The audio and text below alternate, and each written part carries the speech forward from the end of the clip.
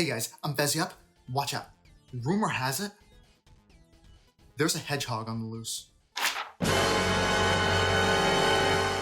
Everyone in town is terrified. They say that he's armed, dangerous, and looking for a vengeance.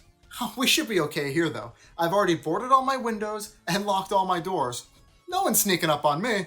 What? Yeah, you know, at this point, I probably should have seen this coming. I mean, he'd be the one to kill me. Although, honestly, I think being a ghost gets a pretty bad rep. It's not so bad. I mean, I can pass through walls. Nobody can see me. I mean, sure, it's incredibly lonely, and even in death, I crave basic human connection.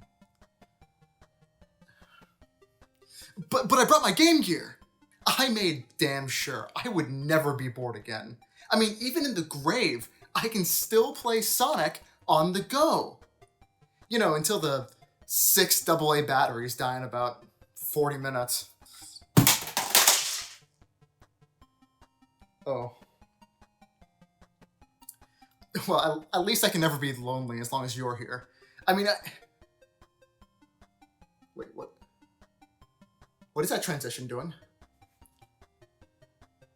Oh my god, it's the intro. Wait, don't leave me!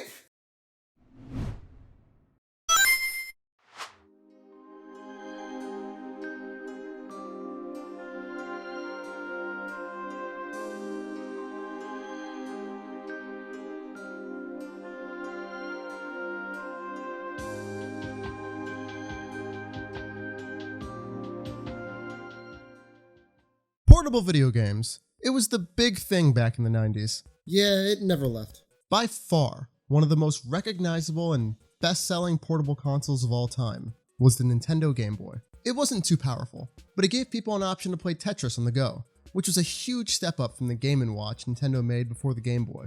But this was the time of the console wars. This was the most important time in video game history.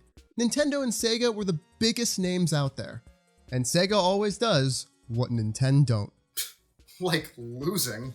So you better believe they tried their hand at portable gaming. The Sega GameGear was released in 1990, just a year after Nintendo's Game Boy in 1989. It was made to be a portable Sega Master System, with a slight power increase. It was big and bulky, hardly fitting in a pocket like the Game Boy so easily could. The Game Gear was designed to be the stronger console, but this meant less battery life. 3 to 5 hours with 6 AA batteries? That sucks! Personally, I live with it. It's a poor choice of words. But when the Game Boy was getting 30 hours with 4 AA batteries, and it could fit in a pocket, it was pretty clear who the winner was. But the Game Gear had Sonic games. What else do you need? Yeah, but he sucks! Sonic on the Go was the coolest idea at the time. A console that could fit in your pocket. Sure. That could keep up with how fast a Sonic game needs to be. Sign me up.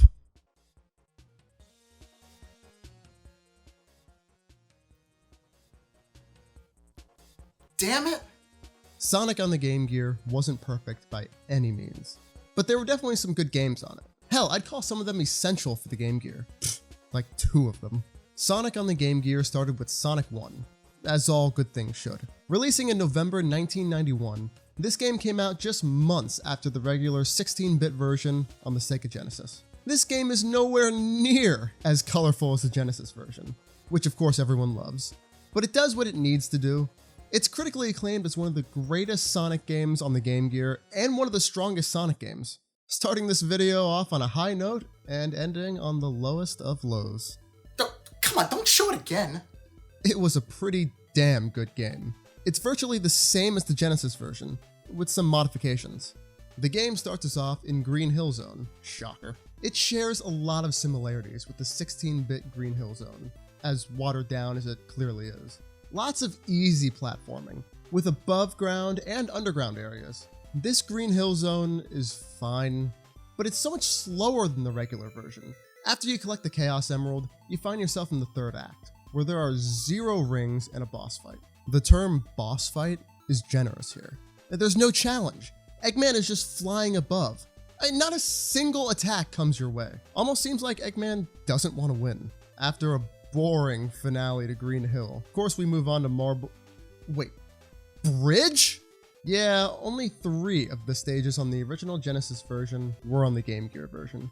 Although I love getting to see zones meant for the original Sonic game that most people just skip over. Bridge Zone is fine.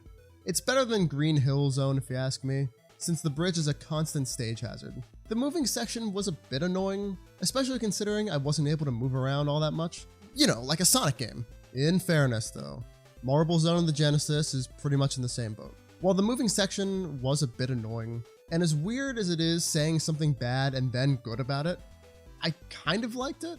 It limited my movement, which obviously sucks in a Sonic game, but at the same time, it constantly kept me moving. This game lacks speed, so being forced into moving across the stage and dealing with hazards and enemies before being knocked off, it wasn't too bad.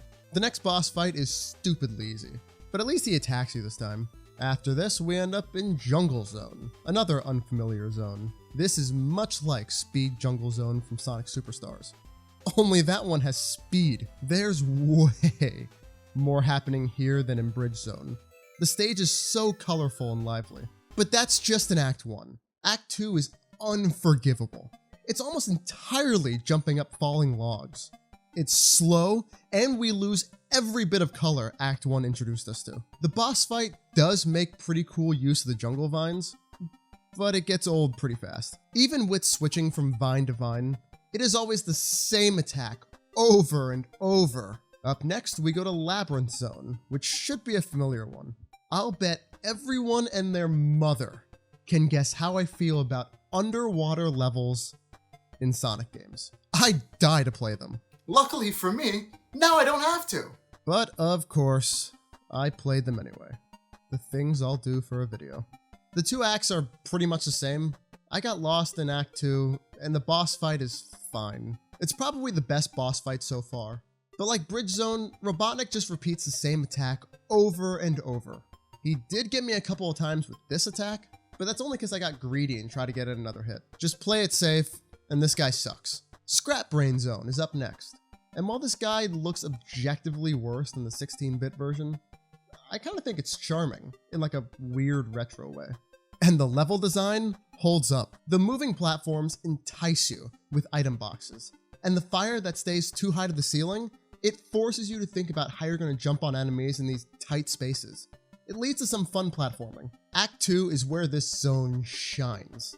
I spent a lot of time looking around and going through every path, having to remember everywhere that I'd been. With certain teleporters that need to have their pathways understood, every path needs to be memorized in order to finish the zone. It's the highlight for me. There is no boss here. Something I'm willing to let go, given how every other boss fight has been a cakewalk. Sky-based Zone is up next, rather than the final zone from the Genesis. This zone came out of left field with this difficulty. The player is supposed to time their moves, as these giant conductors will shock you if you pass by them. They light up very frequently, unfortunately for me. The colors are beautiful, with a dark and gloomy sky occasionally lighting up. For a Game Gear game, it looks fantastic. I made my way through the zone by just not caring, and continuing to run through. It is no wonder I'm dead. It worked eventually, once I found the path with the least danger. Act 2 kinda reminds me of Flying Battery Zone from Sonic 3, which was my favorite zone in that game. Despite this zone being the hardest in the game, leading to my only game over, the boss fight was just as easy as the others. And with that, the credits roll. And that's Sonic 1. It may not be the Genesis version, but it doesn't have to be. It's plenty charming enough in its own right. It was Sonic on the go. I can't imagine how amazing that was for people in 1991. Now, does it hold up today? No. Playing Sonic today, unless you've got an interest in Sonic, history, or both, there's practically no reason to go back to this. It just doesn't do anything new. Sonic 1 the Genesis is at least a well-known classic everyone loves. This version just can't compete. But hey, unlike me having absolutely nowhere to go in death, Sonic sure had somewhere to go. Yeah, speaking of, I wonder if they ever caught that loose hedgehog. Let me check the news. Oh, see, now this is fine. They've got everything under control. Oh. The only natural way for a series to progress is by adding on numbers until it's too much, and then they reboot. Oh god. Sonic 2 was released for the Game Gear in November 1992, on the same day as the Genesis version too. This game blew me away. The Genesis version is fantastic, only adding to the ideas of the first game. This version? I don't think I've ever played a harder Sonic game. This game may as well have shit in my cereal. You have absolutely no clue how many times I played the first damn zone. It doesn't help that Underground Zone is the ugliest zone in the game either. Playing through it over and over helped me to figure out the absolute best way to get through it, but it was mind-numbing. Now, I can appreciate the unique stage rather than starting us off at another Green Hill variant, but my god, pick another color palette if you want to pick up the difficulty this much. What really kept me going here was the difficulty of the first boss fight. You have to jump over this pit to let Eggman pick you up, which is something I wish I knew the first time. Then dodge these bowling balls and let them hit the octopus guy.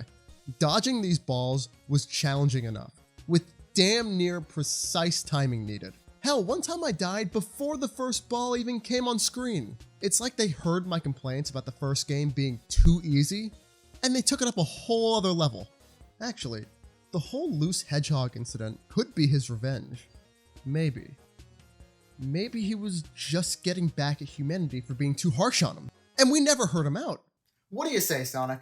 I mean, I did some things, you did some things. Like, there's good people on both sides here. What do you say we just let bygones be bygones and hug this thing out? Aww.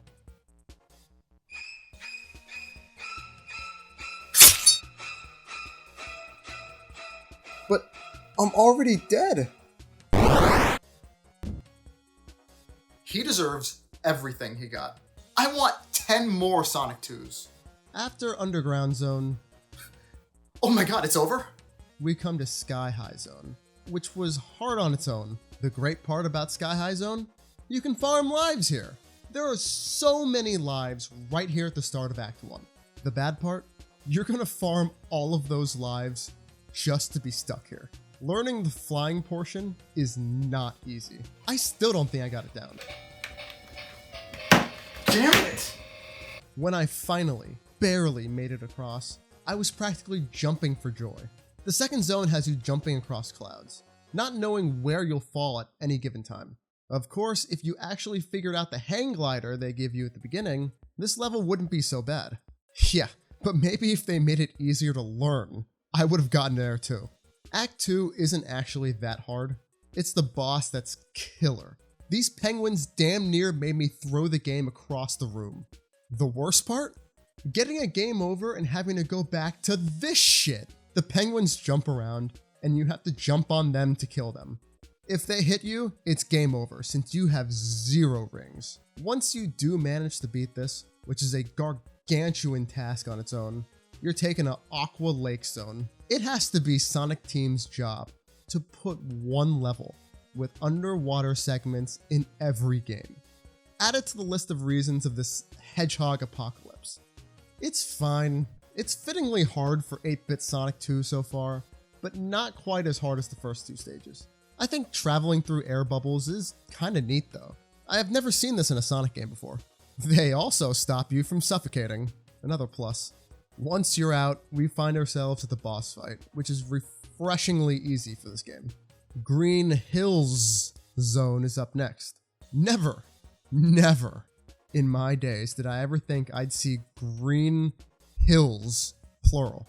I'm not usually into more Green Hill, I'm kind of burnt out by this point, but this one was pretty refreshing. Getting to see the regular stages after this shit was pretty nice. And because it isn't the first stage of its respective game, they were allowed to make this harder than most Green Hill zones or variants of it. I say that while also talking about the hardest Sonic game in existence. This boss fight wasn't really anything special either. Gimmick Mountain Zone had some interesting mechanics where you have to go around these wheels. The The boss fight wasn't exactly the easiest, having to time jumps between the spikes on Charge Master's back and the rocks falling. Scrambled Egg Zone was a pain in the ass. Having to remember where each path takes me isn't fun anymore when there are like 100 paths to take. Each tube takes you somewhere far off, and at some point, you've just got to go through trial and error. At this point in the game, I was getting better at not dying. But that doesn't mean I was thriving. I died from taking too long. This is unbelievable. The boss fight, Mecha Sonic, is probably the easiest boss in the game. And with that, this nightmare of a game is finally over. And this had me worried about playing through the rest of the Game Gear lineup. But stopping wouldn't have made for a very good video. Getting through Sonic 2 wasn't so bad. I mean, breaking my arm in high school was way worse. While Sonic 2 was an absolute pain to get through, the next game was without a doubt my second favorite game on the system. Sonic Chaos, or Sonic and Tails in Japan, was released in November of 1993. I had enough of Sonic at this point, I wonder why. So I picked Tails at the start. This game makes my horrific experience in Sonic 2 look that much worse in comparison. Turquoise Hill Zone is another Green Hill ripoff, which I'm excited to see at this point after playing Sonic 2. The sprites of this game are up to par with Sonic 2. It's a pretty good looking Sonic GameGear game. Turquoise Hill Zone isn't very difficult. Usually I'd say it's a con, but hell, I'll take it at this point. The boss fight is a bit confusing to approach, since you can't land on it. Once it's figured out though, it's nothing. Gigalopus Zone is beautiful as far as the Game Gear goes. The stars add a lot to this zone, but the level design isn't exactly imaginative. The boss fight is way better than the first one. Timing attacks isn't too difficult, but watching out for the head adds a little difficulty. Sleeping Egg Zone follows suit and delivers a map I don't mind looking at too much. Certain background elements can be mistaken as solid ground, so it can be a little confusing, but it's worth it for the solid level design you get here. The boss fight is another fun one, finally giving us Robotnik. Mecha Green Hill Zone? You're telling me Sonic Forces copied this? Once we get through the ugliest damn stage in the game, we get to the second worst boss fight in the game. Jump on it and it's over. Its attacks literally can't hit you. Next up is Aqua... Oh, damn it! One more water level, and I'm letting Sonic bring me back to life and kill me again. The underwater stage in this game has much less time spent underwater, so it isn't nearly as bad as some of the other uses of water in this series. Thank God. Sega finally figured out that moderation in water levels makes them tolerable. I mean, I could tolerate no water too. The boss is stupidly easy to cheese, and after that we finally make it to the Electric Egg Zone. Some wonderful level design that Tails makes a breeze. We get a very fast level here. The first portion of the boss is nothing special. Grab the rings first and try not to get trapped against the wall, and beat the original Sonic Adventure 2 Eggman. The second portion of the boss fight, the one I didn't expect, because this shit doesn't happen, he came out of nowhere and one-shot me while I still had rings. My jaw dropped when this shit happened. He got me. Over and over. There was no winning here. I just couldn't time it for a while. After around a dozen deaths to the same thing, I finally got it. Robotnik is put down in one hit, and the game is over. This game was so much better than Sonic 2.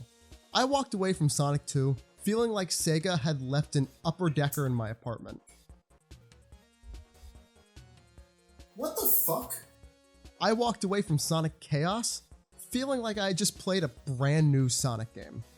They did almost everything right in Sonic Chaos. It makes for one of the best games you could have had on the go in 1993. Oh, hey! Are you finally back to make amends? I know we've had our differences, but Sonic Chaos proves you and I can get along. Why? Why do you insist on being an asshole?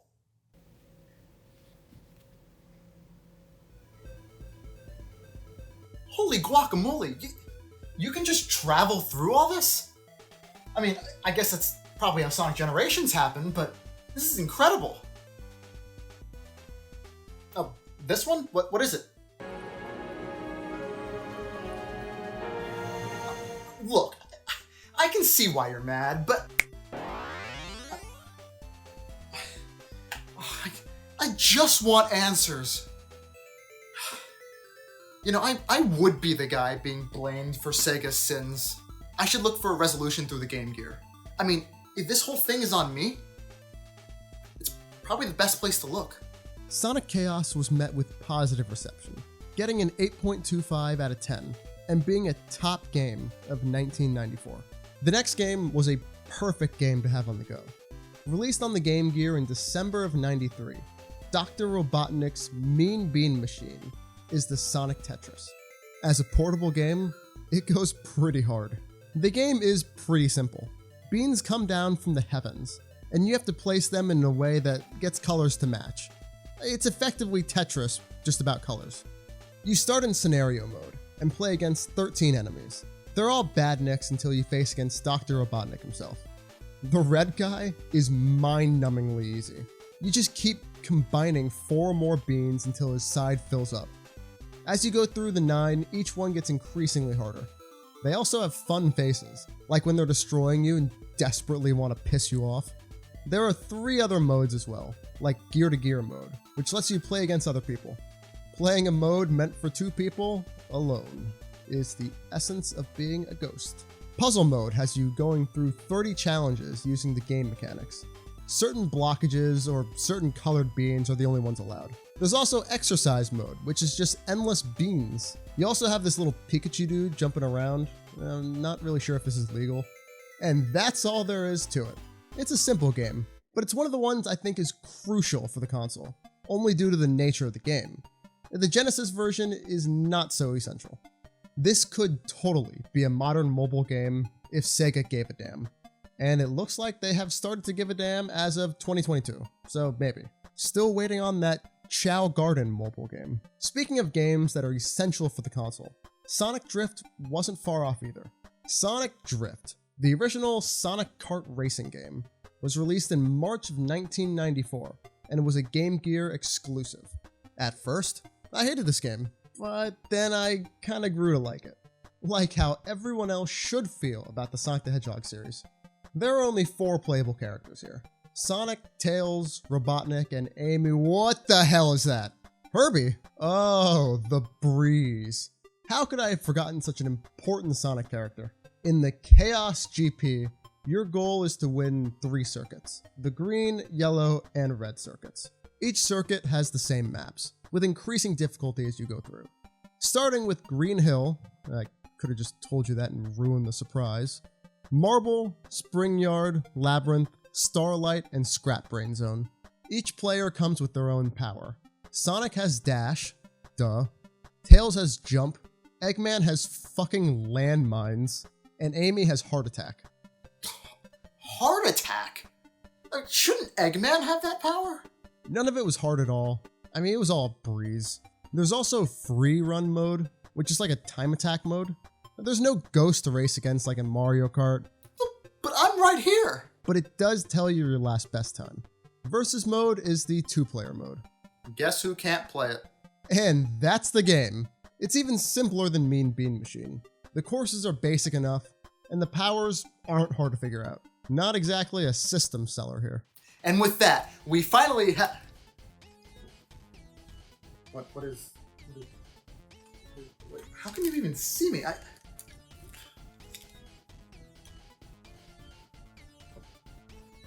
Oh my god. This is terrible. Oh my god! And I'm not even alive. I mean, if everyone else dies, who's gonna watch my videos? My views, my impressions, it'll all go to 0. I mean, it's already not great, but still, we need to get to the bottom of this. Hopefully the next game can give us a little bit more insight. Ah, damn it. Sonic Spinball, released in September of 1994. It was also released on the Genesis the prior year. So basically, this one is watered down and old. Nice. Eggman's taken over a volcano, and to stop Sonic, he installs a huge pinball system. You thought that would stop him? He rolls in a ball by default. Just glue the ground and use a gun. It's literally just pinball. You control the flippers to try to put yourself in the right direction and try to get the Chaos Emeralds. Some of the levels are cool. I thought the second one, Lava Powerhouse, was the best one. The last one, Final Showdown, kicked my ass. This one's by far the hardest one in the game. And with the game being one big pinball machine, being harder doesn't mean fun. If you told me it's a bad game, I wouldn't necessarily say you're wrong.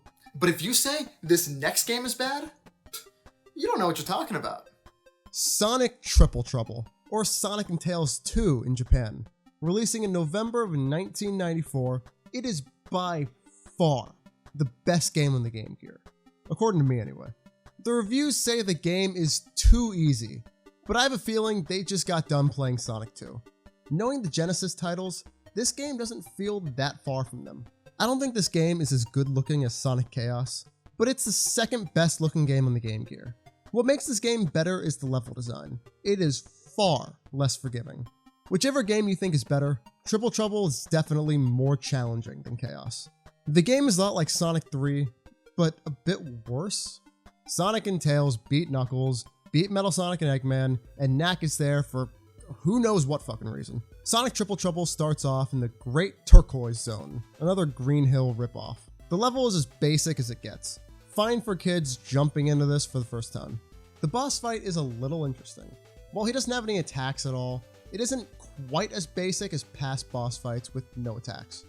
You have to wait for this guy with a spring on top to come by, while making sure you also don't get launched into the bottom of the boss.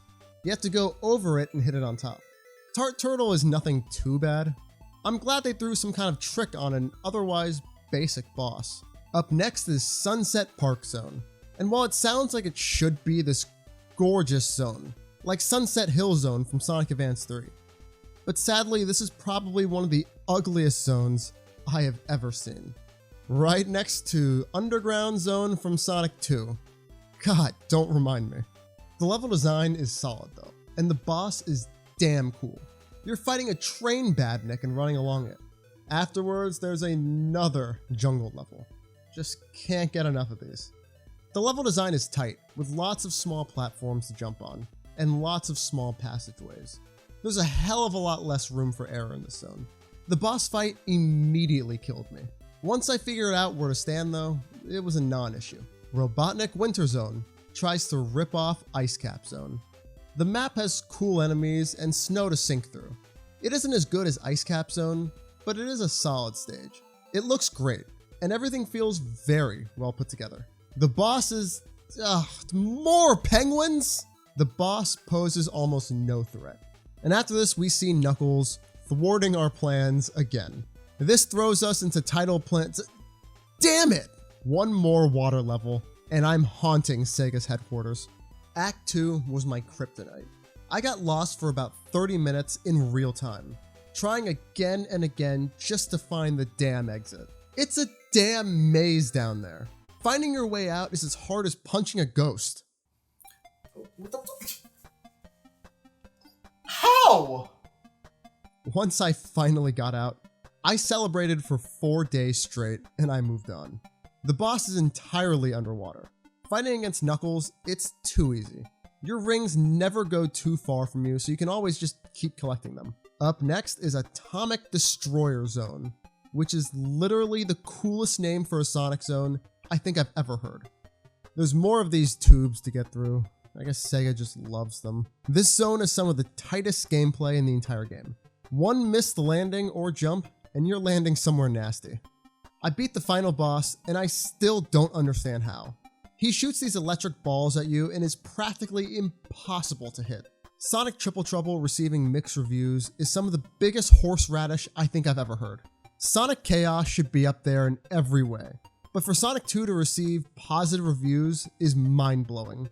Triple Trouble was the last traditional Sonic platformer for the Game Gear. Oh, God, not that one. And I'm so glad it ended on a positive note. In my hierarchy of Sonic games that are essential for the Game Gear, it's on there. Though strangely, it's not at the top. For gaming on the go, jumping into a quick game at any given time is incredibly important. Playing through the entirety of a regular Sonic game without save files is just too long sometimes.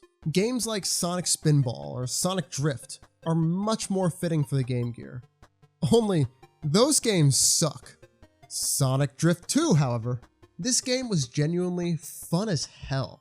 It released in March 1995, and you get 7 characters to play as, each with their own abilities and stats that make some better than others. Like Sonic having high acceleration and speed, but terrible handling. Or Amy having low speed and okay handling. My favorite character was Metal Sonic. He trades away all handling for even faster speed and acceleration than Sonic. Knuckles is the best overall character, driving what is basically a Jeep. And this time there are 3 circuits again, the purple, white, and blue circuits. But now each one has their own distinctive maps, rather than reusing all of the same ones. Although a couple maps are reused, like Emerald Hill Act 1 and 2. But some others like Ice Cap and Death Egg only get 1 each. The power-ups are closer to Mario Kart, where you find them on the map and choose when to use them later. They do cost rings in Sonic Drift 2, which adds a bit of strategy as to when and where to use your power-ups, since they're not infinite and they will cost you. If you're a good character, you'll face Eggman in the end. If you're a bad character, you'll face Sonic. It's pretty basic stuff. This one has the same extra modes as the first game, Free Run and Versus. With slightly improved visuals, more maps that are better and have more variety, more characters and power-ups that make you think about how you play. This game is fantastic. And it's on the go. Listen to me though, not some of these assholes. Surely it's enough. I mean, if it's not Sonic Drift 2, I just don't know what will solve this. Hey, Sonic, do I have something to show you? What are you doing?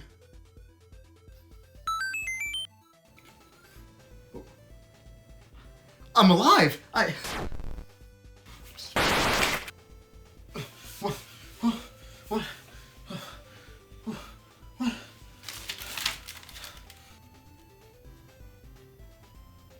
Well, if it's not good games he's looking for, then what is it? Clearly this whole thing started when I bought that damn Game Gear on OfferUp. I've got to get to the bottom of this. But first, commercial break. Have you ever wondered how incredible the Incredibles games are? No. Hey, kid, we're paying you to say yes. Okay. Well, look no further. Fezyep's coolest video has all the answers. Find out how incredible the Underminer is. Find out how incredible Violet is. Watch as Fezyep slowly climbs up walls. Watch today, only on YouTube.com. Okay. Could somebody get this guy out of here? Drift 2 is the last multiplayer game on the Game Gear, unfortunately. It's definitely one of the high points of the console.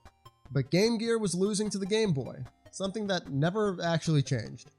But in Sega's attempts to still win, they tried a cheaper alternative to the Game Gear and the Game Boy. And while this console was eventually scrapped entirely, there was one game that was in development for it. It was planned to be a launch title for whatever console they were supposed to release, but when it was scrapped, they couldn't just scrap the game they had. So they used it anyway, and slapped Tails on it. Tails Sky Patrol, released in April 1995, is a pretty interesting title. You play as Tails, no shit, and fly from point A to point B. It's a 2D side-scroller with a constantly moving stage. You fly through it, dodge obstacles, and slow down or speed up as you go through to stay safe. You also have this ring boomerang thing, which is reminiscent of Knuckles and the Chaotix. Use it to grab onto poles and items and such. Tails only has so much stamina while flying, just like in the regular games. So you have to find these little candies to replenish your stamina, so you won't die. By the way, oats give a much longer lasting stamina than candy. It's a basic game. I don't think it's a particularly good game, but based on the mechanics, I do think it's a great one to have for a portable system. This, like Mean Bean Machine, would be best as a mobile game. You start off in the training area and make your way to Rail Canyon. Rail Canyon is this game's Green Hill, though it has a very different look, something which is pretty refreshing. This one is easy. Use your ring boomerang to smack enemies and grab things, and don't touch the ground. The difficulty starts ramping up after this though. The boss fight is surprisingly easy. You just need to spam him with your boomerang. The next level, Ruinwood, is my favorite in the game. Plenty of areas where you have to speed up or slow down. Clearing through this part was actual hell, but the rest of the level was the best in the game. This boss fight has actual projectiles to dodge, but it isn't hard to just block them and keep hitting them. Like I said, the game is pretty mid. Its only claim to fame is being on the Game Gear, where I think it shines the brightest. The next level is Metal Island. I think the theme works with the game mechanics, but otherwise it's a pretty boring stage. While Ruinwood was pretty and fun, this one kinda sucks. There are fixed cannons that shoot into the sky, and giant ships you fly through and around. It's at least the best boss fight so far, with projectiles that turn and fly around you. The boss also hides in the clouds. Dark Castle is kinda cool looking. It has the second best level design in the game. More walls pop up out of nowhere, more cannons, and these assholes that pull you down. A real Chad pushes you up. The boss fight is a cool design and idea, but it's one of the worst to actually play against. The witch should be a robot like everyone else is, and the projectiles should be harder than the boss before it. I mean, this is on par with the second boss fight at best. Although spinning her around yourself is a cool idea, it still could have been done a little better. And that's it for Tails Sky Patrol. Underwhelming? I know. Again, as a mobile game, I think it would be cool. But it looks like we're getting better mobile games soon anyway. It is nice seeing a game specifically about Tails though. He never gets enough recognition, especially these days. But Tails Sky Patrol coming out gave Sega an excuse to make more Tails games for the Game Gear, because the Genesis and Saturn definitely wouldn't have it. Especially not the Saturn, and they couldn't even get a damn Sonic game. With this bit of Tails games, they released their second and only other Tails exclusive for the Game Gear. Tails Adventure was released in September of 1995. This is a weird title. It's a slow 2D scroller with lots of puzzles, and it encourages exploration above all else. You gather weapons throughout the game that need to be used at certain moments or areas. These include a hammer, mini robots to control, bombs, and lots more. If you find out too late that a weapon or item needs to be used somewhere, go and restart, because there is no option to change your loadout later. There's way too many levels in this game to go through each one for this video, which is already an unfortunate length. The game is long and provides plenty enough to do. The critics said that Tails Adventure was a fine game, with great colors, lots of secret areas, great music, and a very long playtime. The game has a lot to offer. Tails can still fly in this game, but while it lasts like 2 seconds in the beginning, it eventually gets much longer. This isn't a game I ever see myself returning to, but it is one that I have a lot of respect for. There's a lot to love here. Every game out there is someone's favorite, for better or for worse sometimes, and I don't feel bad knowing that this is someone's favorite. I do not share that sympathy for some other games. Sonic Labyrinth was a game I hated as a kid. Releasing in November 1995, Sonic Labyrinth is a slower puzzle-like game. You know, like a Sonic game. The zones in the game are all named Labyrinth something. The game starts in the Labyrinth of the Sky. This zone can take you less than 5 minutes if you know what you're doing. It's painfully easy. While I welcome that after Sonic 2, some others might feel differently. You can move fast with a spin dash, but controlling Sonic is important in this game. The puzzled map is strange, with pitfalls and traps all laid out. The point is to get all 3 keys to move on to the next level and move on to fight the boss. Typical shit. The best way to beat the first boss of the game is to spin dash around constantly and hit as many walls as possible. Your chances of hitting the boss this way are pretty good. Labyrinth of the Sea is next. At first this sounds just awful, but they finally did an underwater stage right. The background is constantly moving with squiggly lines. It's underwater, what do you expect? At least he moves at the same speed. No drowning either. There are a couple new obstacles, like these lava pools and all these spikes. The boss fight for the sea is pretty easy. Like too many clams come at you before that's over. The boss does have a projectile, but it's a non-issue. Use spin dash again, move on. Who would have thought the fastest ability in a Sonic game would be the best one? Labyrinth of the Factory is the best zone in the game, hands down. Not only is it the easiest one in the eyes, since it's dark, but there are also teleporters. Just like the many paths in many other games, like the last part of Triple Trouble, these guys force you to remember which way you came from. The moving platforms bring you to almost a standstill. Usually this would be a huge negative, but this game is slow enough anyway to get away with it. The boss is an interesting concept, where you have to get behind this wall of spikes to hit him. I think in a better Sonic game, this could have been done so much better. A fast wall of spikes that is hard to dodge and get behind sounds much better than what we got. Castle Zone, the last level, is a damn maze. Nights are fitting for the castle theme, and remembering which door to go through is harder here than anywhere else in the game. It is a good looking stage though. The boss fight looks great. I mean, I wish I had a toy of this Robotnik, because I don't already have enough of them. But this boss fight also kinda sucks. His attacks are way too easy to read to be any fun. Also, I damn near had a seizure looking at the background after picking up any power-up. It may be worth suing Sega, I'll have to look into it. I used to hate this game as a kid because of how slow it is. This made me have an incredibly negative connotation for the rest of my life. Now that I played it again, it's okay. It's nothing spectacular. It has no business being a Sonic game. But as a standalone, non-Sonic game, it wouldn't be too bad. It does help that you can finish the game super fast. It's a big plus for a GameGear title. And if you know what you're doing, you can beat the game in less than half an hour. Getting better and beating it faster is what Sonic games are all about. Unfortunately for us, this is the last competent Sonic GameGear game. There's only one more too. Sonic Blast, released in November 1996, was the last Sonic game for the GameGear. Oh no, the video is ending soon? Really? Let me rephrase. Sonic Blast is a perfectly competent game as far as game mechanics and level design go. The problems lie a bit deeper here. It's a slower Sonic game. Others like Sonic Labyrinth or Tails Adventure make this work. They're built around it. Sonic Blast? It's meant to be a regular damn Sonic game. And the biggest problem with the game? Well, there's no Tails! Tails is lucky he's not in this game. No. The biggest problem is that it looks like dog shit. I mean, look at it.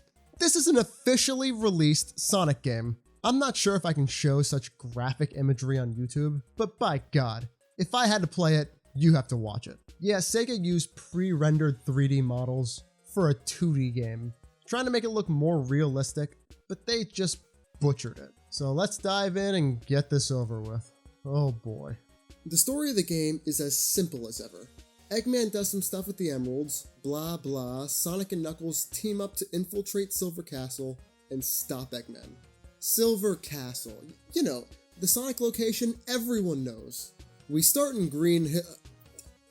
Damn it, I shouldn't have complained about familiar places. It's such a basic looking stage. I mean, more so than any other Green Hill zone I have ever seen. Besides the piss poor graphics. Nothing else is new here. It's just an ugly Green Hill zone. I mean, even the boss is a huge nothing burger. The boss is done in 2D sprites. And when that's next to Sonic's already pre-rendered 3D sprites, it just makes it look that much worse. The next zone is Yellow Desert Zone. Riveting. Just call it Egypt Zone.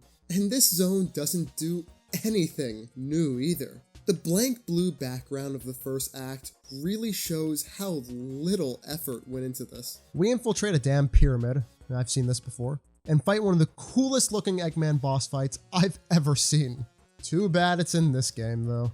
Red Volcano Zone. I don't know, looks more purple to me. What the hell is this? Is he flicking me off? This is the best zone so far, with lava serving as a stage hazard. Use these guys as springs, use these guys as boats, beat the level. Seriously, nothing in this game is too remarkable, even when it's the best zone in the game. The boss fight was also the coolest looking one in the whole game.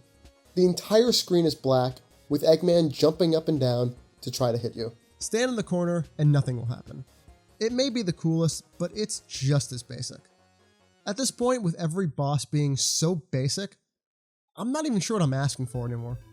Blue Marine Zone sucks ball sacks. Not far from what I think of every water zone, but this one I have a vendetta against. I couldn't figure out this pipe system at all. This current sends you exactly where you don't want to go. It took me 40 minutes to get this far in the game, and almost all of it was on this level, trying to figure out how to move on. One YouTube video on how to beat this level later, and we're on another hard act. This spot here took me the longest time to get over. Once you get into the small area, you're essentially stuck. And that is heartbreaking when you're underwater. Only one more reason to ban water levels from Sonic games. Yeah, I could not figure out Act 2 at all.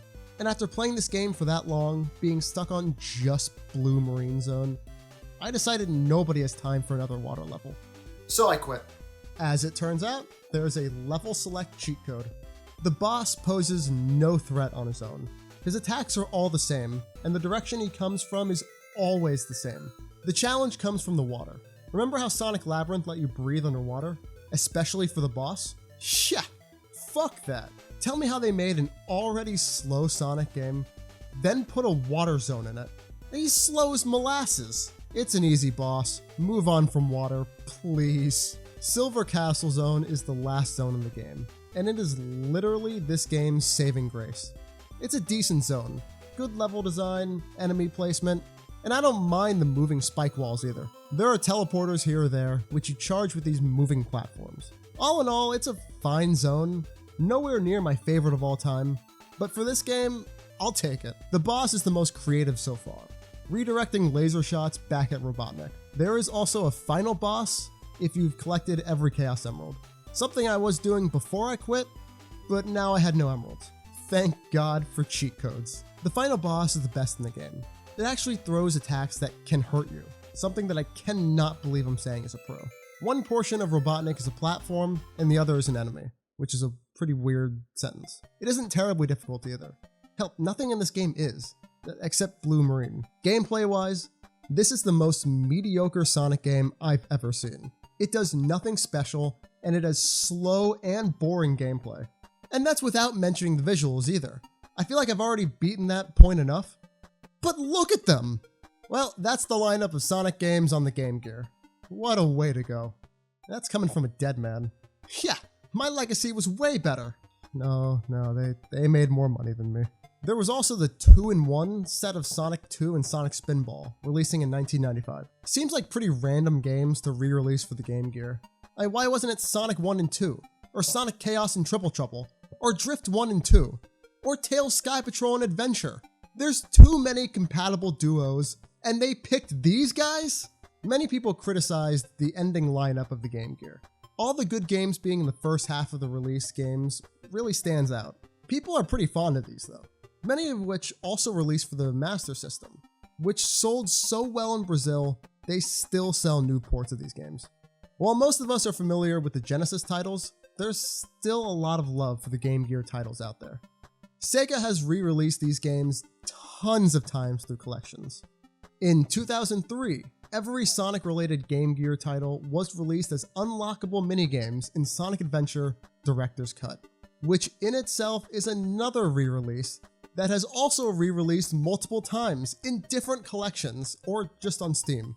The Game Gear titles were later re-released again on Sonic Mega Collection Plus, which was an updated re-release of Sonic Mega Collection, which came out 2 years prior.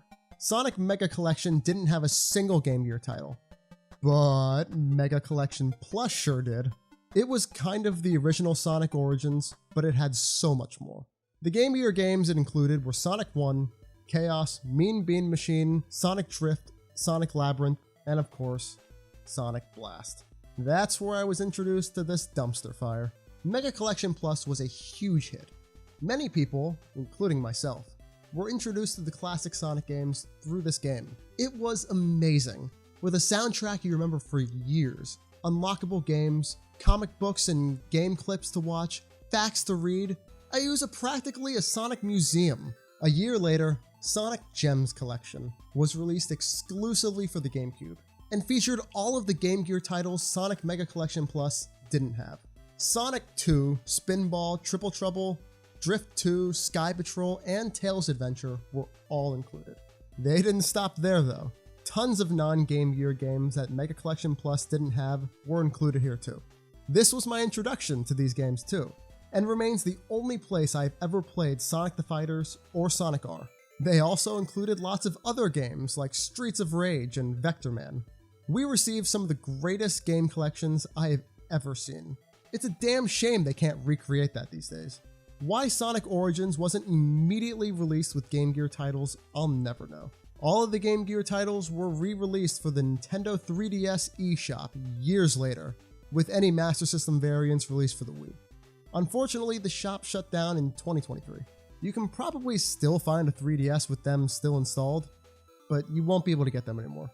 Finally, many years later, each game was put into the newest collection of Sonic games, Sonic Origins Plus, on June 23rd, 2023. Currently the best way to play them on any modern console. I'll never understand why they couldn't just go all the way. Why not include unlockable games, like the Sonic Advance series or Sonic Battle? Hell, why not even Sonic Rush or Sonic Rivals? Because that would make for way too good of a collection. Wait, maybe that's why he's upset. I mean, he hasn't received a good collection in so long. Was that why you're upset? You're just mad at Sonic Origins. How are you even doing that? I'm a ghost. 90%? Well, I'm at my wit's end here. I'm just trying to find a conclusion where both of us are happy. Hell, I'll take one where only you're happy. Just please, stop killing my potential viewers. I mean, is my money not enough? How much more merchandise do I have to buy? Oh my god. Maybe that's the issue. I mean, it's always been about money. I mean, Sega's always been in it for themselves. We've seen plenty of cash grabs like Sonic Generations, and Sonic 4, and Sonic Forces, when no one ever asked you what you wanted. I mean, you just wanted to be heard. You wanted your fans to be heard, and Sega just always ignored you.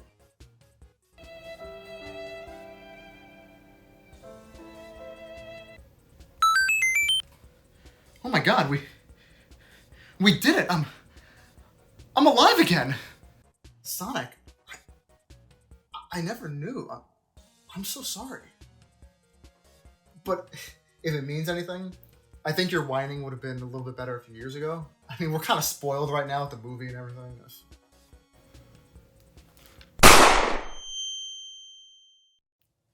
Damn it, I should have let him win.